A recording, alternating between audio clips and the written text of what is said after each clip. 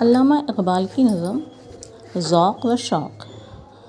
ذوق و شوق علامہ اقبال کی ایک اہم نظم ہے۔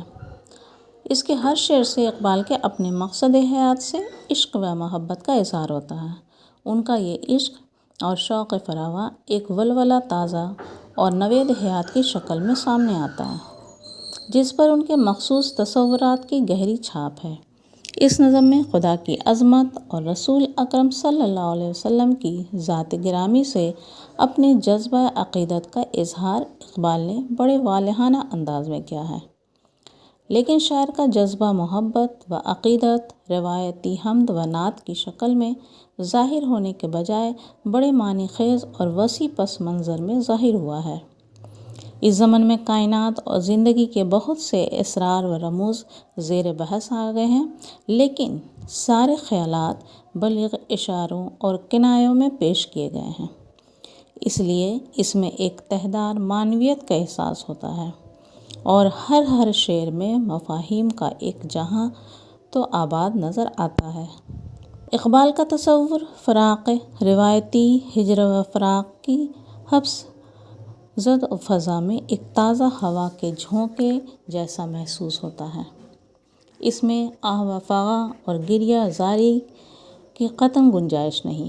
ان کے نزدیک وصال عشق کی موت اور فراق جد و جہد اور ذوق زندگی کی علامت ہے۔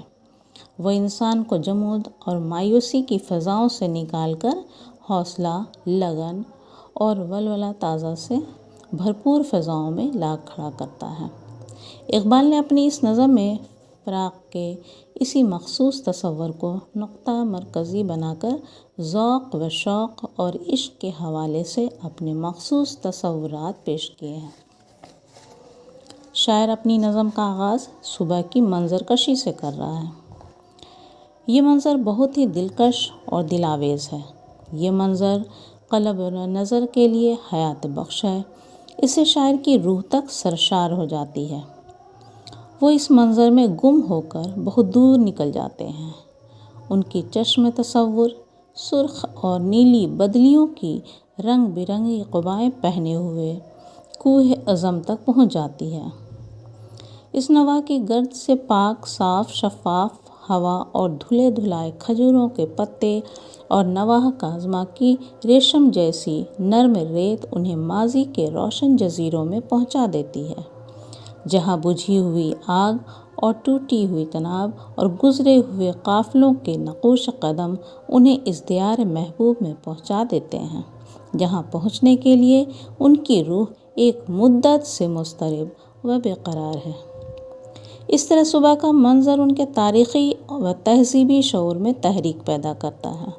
یہ شعور ان کے شوق کو بھڑکا دیتا ہے اور وہ اپنے محبوب سے ملنے کے لیے بے قرار ہو جاتے ہیں، لیکن وصال ان کے مقدر میں نہیں۔ حضرت جبرائیل علیہ السلام کی آواز انہیں اپنے کانوں میں آتی ہوئی محسوس ہوتی ہے کہ محبوب سے دوری اور اس کی محبت کے خیال میں مضطرب رہنا تمہارا اصل مقام ہے۔ تجھ جیسے اہل فراق کے لیے جدائی اور جستجو ہی عیش و دوام اور ابدی مسرت کا سرچشمہ ہے۔ دوسرے بند میں شاعر عالم اسلامی کی حق پرستی سے دوری اور مقصد حیات سے بیزاری و بے رغبتی کا ذکر بڑے دردناک انداز میں کر رہے ہیں۔ وہ اس کائنات کو اپنے تازہ روشن واردات و محسوسات کے سامنے پست اور فرسودہ پاتے ہیں۔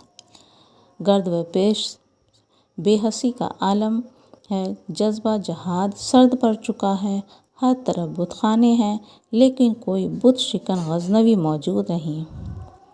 عرب و عجم دونوں اپنی پرانی خصوصیات سے محروم ہیں۔ طاغوتی طاقتیں سر اٹھا رہی ہیں۔ دجلہ و فرات کی نہریں کسی حسین کی منتظر ہیں، لیکن قافلہ حجاز میں دور دور تک کسی حسین کا پتہ نہیں۔ تیسرے بند میں شاعر کائنات کی اس بیماری کا واحد علاج عشق رسول اور ذوق و شوق کو قرار دیتے ہیں۔ وہ رسول اکرم صلی اللہ علیہ وسلم کی ذات کو آیا کائنات اور وجہ تخلیق عالم قرار دیتے ہیں۔ پھر ان کا ذہن رسول کی امت کی طرف چلا جاتا ہے اور وہ ان کے حالات پر بڑا دل گرفتہ نظر آتے ہیں کہ ان میں کوتاہ نظری، بے ذوقی اور کم ہمتی عام ہے۔ صوفیہ اور علماء جذب و شوق سے محروم ہے، درسگاہیں اور دانش کدے بھی نظر کی گہرائی و گہرائی، بیدار مغزی اور عالی ظرفی سے خالی ہیں۔ اقبال کو اس بات کا بڑا غم ہے، لیکن وہ مایوس نہیں، کیونکہ اب انہیں اپنے کلام کی اہمیت کا اندازہ ہے کہ اس میں آتش رفتہ کا سراغ موجود ہے۔ اس کی مسیحائے نفسی دلوں کے لیے ذوق و آرزو کا پیام ہے۔ ایسا اس لیے ہے کہ اس کی نواؤں میں خون دل و جگر اور اس کی رغز ساز میں صاحب ساز کا لہو رواں ہے۔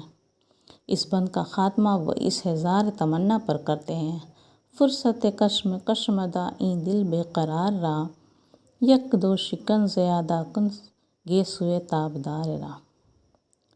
چوتھے بند میں شاعر رسول اکرم صلی اللہ علیہ وسلم کی خدمت میں نذرانہ عقیدت پیش کرتے ہوئے آپ کو الکتاب، وجہ تخلیق عالم اور سرچشمہ نور حیات قرار دیتے ہیں۔ اس کا عشق ذرہ ریگ کو مہر عالم تاب بنا دیتا ہے۔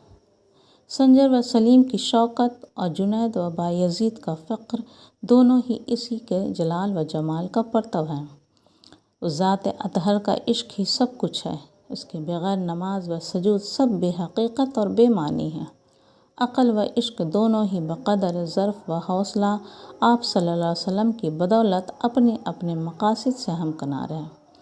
زندگی پر مسلط تاریکیاں آپ صلی اللہ علیہ وسلم ہی کے نور سے چھٹ سکتی ہیں۔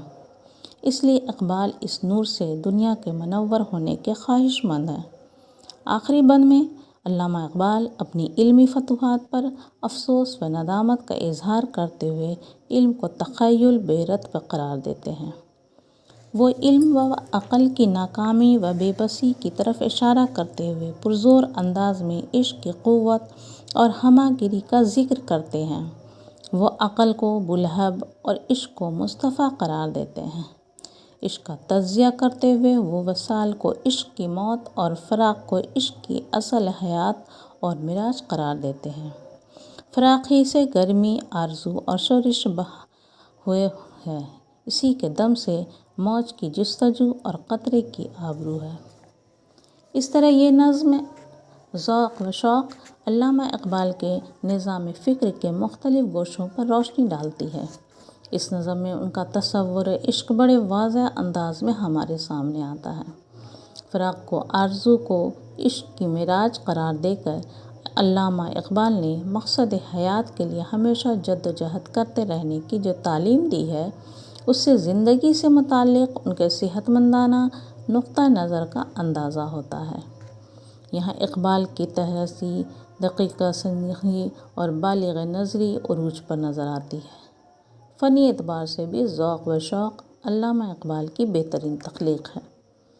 فکر و فن میں بھرپور ہم آہنگی ہے۔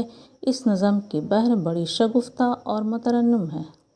منظر کشی اور پیکر تراشی کے بہترین نمونے بھی اس نظم میں موجود ہیں۔ بجھتی ہوئی آگ، ٹوٹی ہوئی طناب کا ذکر انہوں نے صرف اپنی جذبہ حجازیت پسندی کی تسکین ہی کے لیے نہیں کیا، بلکہ اس سے انہوں نے پورے ایک عہد کی تاریخ کو، تہذیب کو مصور کر دیا۔